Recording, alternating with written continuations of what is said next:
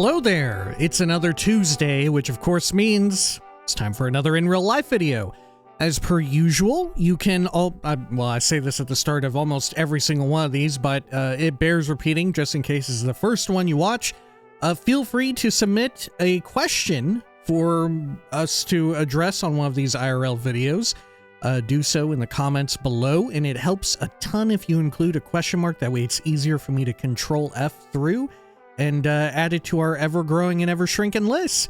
And also, as well, you can request a sort of silly ranking. But indeed, this week we are taking a question. And this week's question comes from a gentle viewer whose username should be somewhere in the lower third of your screen right about now. And they ask, let me bring it up here. This is a newer question, in fact, fairly recent. They ask, do you think we will be the chosen one in the next Elder Scrolls, like we were in Skyrim, or will we be an average Joe Schmo like in Oblivion? Would you rather be a chosen one or an average adventurer? A question which I feel comes up every now and again, and is actually one that is answered or filled in by mods usually, right? There's sort of that famous Skyrim mod that has you like fulfill, you sort of spawn into the game being just like some random citizen of Skyrim or whatever, right?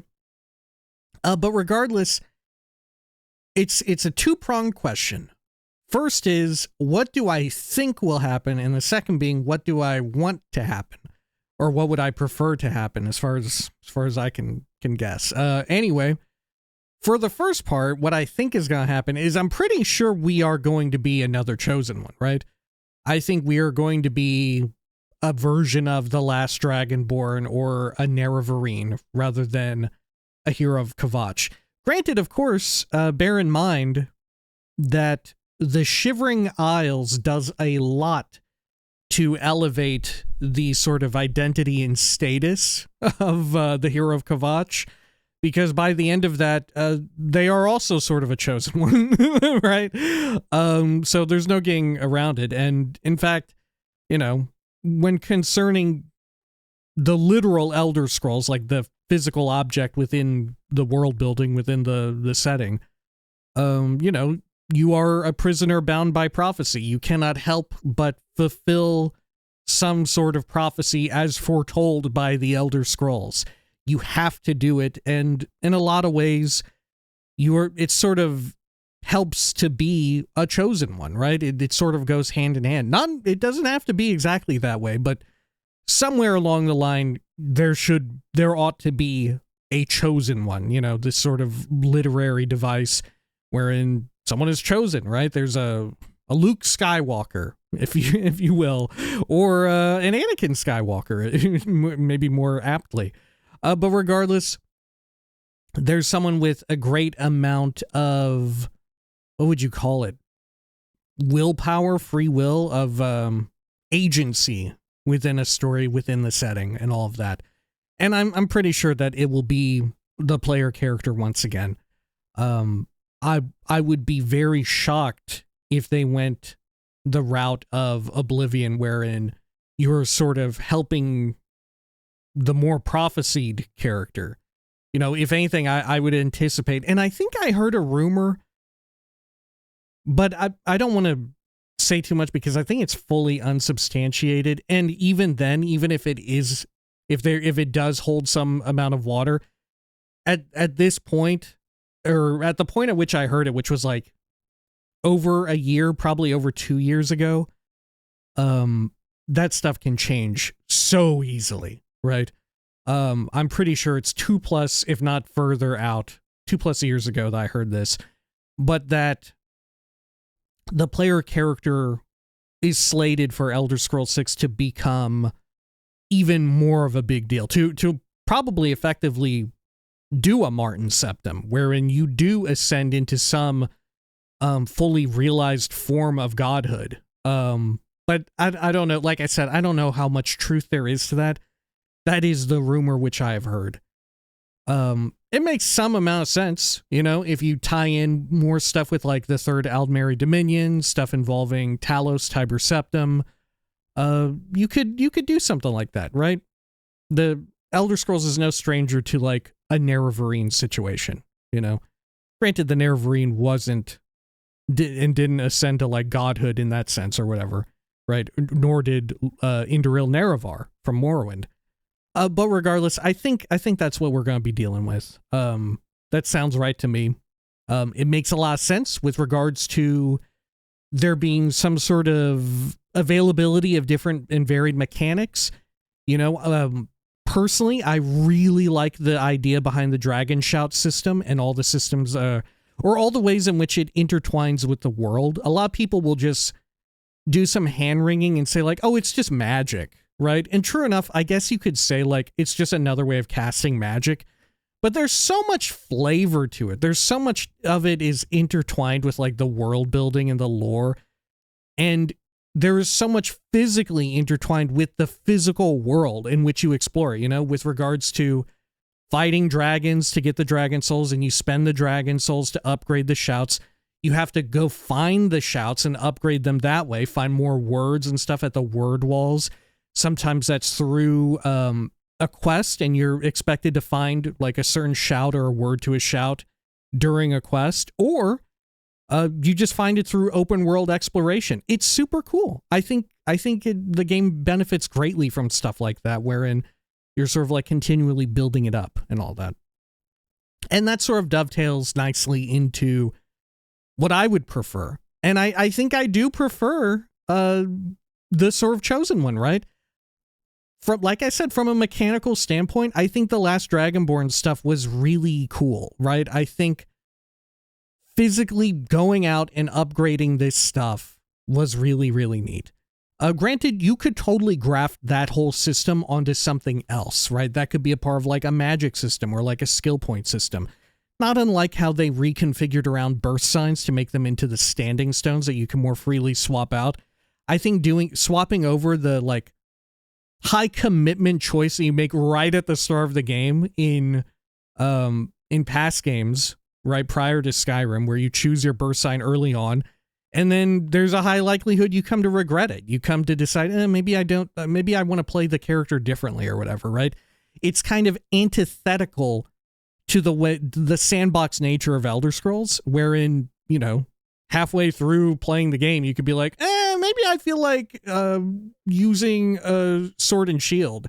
Maybe I feel like being a wizard, right? It's antithetical to that sort of free-form sandbox emerging gameplay sort of system. It's antithetical to the whole, to it from the ground up, to make such a big commitment to building your character at the start. Thus, the standing stones, I feel, completely address it. It's fantastic stuff. And you could, like I said, you could have that shift over to something else, you know? Think along the lines of Dragonborn DLCs, Black Books, you know, think something along those lines. You could do that. But regardless, I would prefer that. And another vector at which I would come at this from, not just at like on a mechanical level, sort of intertwining it with the world and all of that, and sort of intertwining it with, you know, systems which you use to, I don't know, further enrich your character, wherein you're like further developing your character and leveling up and all of that. I do like that a ton. But also, from a role-playing standpoint, I think it's a lot easier, speaking just exclusively for myself, to roleplay a chosen one who isn't, rather than to roleplay someone who isn't a chosen one, roleplay them as someone who actually is. You know, so take core game Oblivion, for example. It's more difficult for me to like configure around with my like headcanon or whatever, like thinking, okay, actually I am the destined chosen dude who's meant to go out and close these Oblivion gates. I'm the prophesied hero. Sort of building off like a bit of what Mankar Cameron says a bit giving yourself more self-importance. That's harder for me to do than to say, like, okay, I know I'm going to become the last dragonborn in this, but what if I just wasn't? What if I just make pretend that I'm just some guy? You know, what if I just pretend I'm some guy? That's so much more simple for me, predominantly because I feel like I'm getting too much into like God RP. You know, I feel like I'm being too self-important. I'm saying like, well, yeah, of course, I'm the ultimate badass dude who shoots laser bolts from his eyeballs, and I walk around 10 feet tall with abs of like brushed steel or something like that. You know, it's so much easier to bring myself down to right from where the game sets you than to elevate myself above what's already there. It feels too much like I don't know, I'm like giving my character way too much credit, you know. And in a similar vein, I feel like it's a lot more believable when it comes to mods, if you want to get into that, which granted, I'm not terribly much into that sort of modding. But I'm a lot more welcoming to a mod that is like, yeah, you're the last dragonborn, but what if in our mod, you just aren't? What if you're just an innkeeper? What if you run a bar here or there? What if you work a smithy, right? And you just so happen to, you know, now you go around and adventure and we lock off all the last dragonborn stuff from you, you know? You're able to live another life, as it were. Whereas if it's like, okay, you're starting this game and you're helping out Martin Septim, you know, you're helping out the real hero of the day. And then if there's a mod that comes along and it's like, well, actually, get this, you're actually real hot shit. Right? I feel it rubs me the wrong way. It reeks of desperation in a way. It reeks of self-importance and desperation. I feel like going the other way about it hits and lands and works a lot better for me personally. Maybe you don't feel that way, but I absolutely do. I think that's where I rest on it, is that I would rather be the sort of important chosen one, you know? I would rather that. I feel like sort of thinking about it in that way, of like your own headcanon and role-playing it that way. There's no denying that as well. Headcanon is such a vital part of playing a sandbox role-playing game with like this big open world, this immersive sim aspect to a lot of things. Your headcanon, your sort of own internalized storyline of what's going on, your own ability to be like, okay, I'm this same character and I'm jumping between guilds or whatever. Either you give yourself like an internal reason for doing that, for being like, okay, I'm the head of the Fighters Guild or whatever, you know, the companions, and then I'm going to start up brand new the Thieves Guild or the Mages Guild or the College of Winterhold. How does that make sense? And then you devise something. Either you think of like, okay, my character has mastered the Fighters Guild, but I got bored of it, and thus I turned to a life of crime in the Thieves Guild or whatever, and I was ready for that. You already have some headcanon that needs to be developed in there, right? Conversely, I feel like, or along those same lines, I feel like we do it all the time in these games, you know? We do it all the time in which we're sort of coming up with excuses for why we are even the chosen one, this prophesied hero who goes along, the last Dragonborn. What is the last Dragonborn doing signing up with the College of Winterhold at base level? Why would you, if you're already a maxed out last Dragonborn, if you're already the nerevarine, why would you ever join the Tribunal Temple? There already is the game asking you on some level to make believe, you know? And I feel like it works in tandem with the idea of like, you are a prophesied hero. I feel like going that route, most people are capable of that degree of roleplay, you know, and most people already do it. You know, if you're playing the same character, or if you're even like, if you are playing like the main quest and you do just one major side quest arc. Similarly, you do it even with minor side quests, not even full arcs, not even something like you're going out and doing the Mages Guild or whatever. right? If there needs to be some sort of internal thought process that you personally, the player, have, either like you think like, okay, I'm a different person. The last Dragonborn, I did do that with this character, but I'm putting that over here, and me helping out this guy who is going to give me a Daedra quest. This is something different, right? Or me helping out some rando dude at his inn, or someone at an inn who asks for help or whatever, right? To go clear a bandit cave. I would love to do that, you know? But at the same time, it doesn't make so much sense for someone who is the confirmed nerevarine, right? You've gone through and defeated the Devil Dagoth, or you've gone through to Sovngarde and bested Alduin. It doesn't make sense for you to continue to go out to do like some piddly little dungeon for someone at a bar because they asked you for help, right? It doesn't make sense. There's already being asked of you to sort of suspend your disbelief, you know? And I think folks have been doing that forever. And like I said, to tie it back, it just rubs me the wrong way to sort of go the opposite route and to elevate myself and to be like, well, actually, I'm too hot to trot. I am that guy, right? It feels so power hungry, so desperate. It feels so like edgelordy to me to be like, yeah, am I actually just the hero of Kvatch, or is there something? Sorry, I hit my mic. Is there something more going on? Is there something devious? Is there hidden depth here? You know, I don't know. It rubs me the wrong way. But yeah, that's sort of where I'm at on it all. With regards to being a chosen one or being just a Joe Schmo, right? I think there's as well, we've seen a rise of other games in which, they do present you as a sort of Joe Schmo, someone who is entirely like a nameless adventurer. See also what's it called? Outward, and Outward 2 is coming up, wherein it's meant to be from the perspective of like just a regular adventurer. You're not the chosen one. You're not super important within this world. You're just another adventurer of many.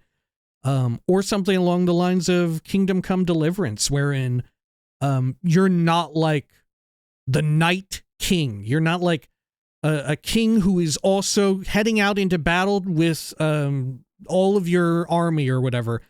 You're just some guy who bangs on a hammer. You're a smithy previously. You just happen to get wrapped up into some stuff, right? You don't have that same degree of importance as maybe other people in the world. You see it from that perspective. I think it's fantastic that the games like that exist and all of that and explore that perspective.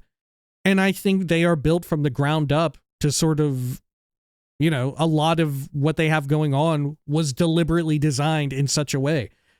Sort of in the same way that I mentioned before, I feel like a lot of Elder Scrolls benefits from you, the player character, being sort of the chosen one. It's difficult to get around the fact that you are a part of a prophecy and are not a big deal. You know, even baseline Hero of Kvatch, you're going around closing Oblivion gates like it's nothing, right? And even though you are just Hero of Kvatch until you do the Shivering Isles, there's still a lot of pomp and circumstance, and sort of like you have extreme ability, right? You're incredibly capable. You have a ridiculous degree of agency compared to anybody else, despite the fact that you are, you know, bound by prophecy. Yeah, I think that's it, right? I think that's it. I think a lot of the desire for being the Joe Schmo is being sated elsewhere, and it's being done better, I would say. You know, I think it's being done better for being just like a regular rando adventurer, being someone who just sort of lives in that world, inhabits it. And if you do want to do that within Elder Scrolls, you totally can. You can still just like roleplay headcanon. You can get mods going on and all of that. You can just sort of chill out one evening, maybe you boot up the game or whatever, and just like, oh, you know, I am the last Dragonborn or whatever, but tonight, I'm just gonna fish. I'm just gonna chill out by this river in the middle of the night and just fish and like pick some plants and stuff. and chill with Lydia or whoever, you know, you can still do that. That's the beauty of the sandbox nature. Like I said, I feel it's easier for, personally speaking, I feel like it's easier to dial it down a notch than to amp it up and not be kind of embarrassed by my own lust for power, as it were. But like, you know, I feel like it's some degree of embarrassing to be like, well, I'm just some schmuck, but am I really? Am I actually the ultimate Dragon Slayer 5000, you know? But it's different if the game is like, yeah, you actually are the ultimate Dragon Slayer 5000, and then you're like, maybe I'm not. Maybe I'm just some fucking guy, right? I love that. I think that works way better within the confines of Elder Scrolls. Anyway, I probably repeated myself too many times and said it in too many fun different ways, but I kind of like saying things in different ways at times. Anyway, like I'd said at the top of this, feel free to submit further questions in the comments below. Helps a ton if you include a question mark and all that. Until next time, please take care of each other.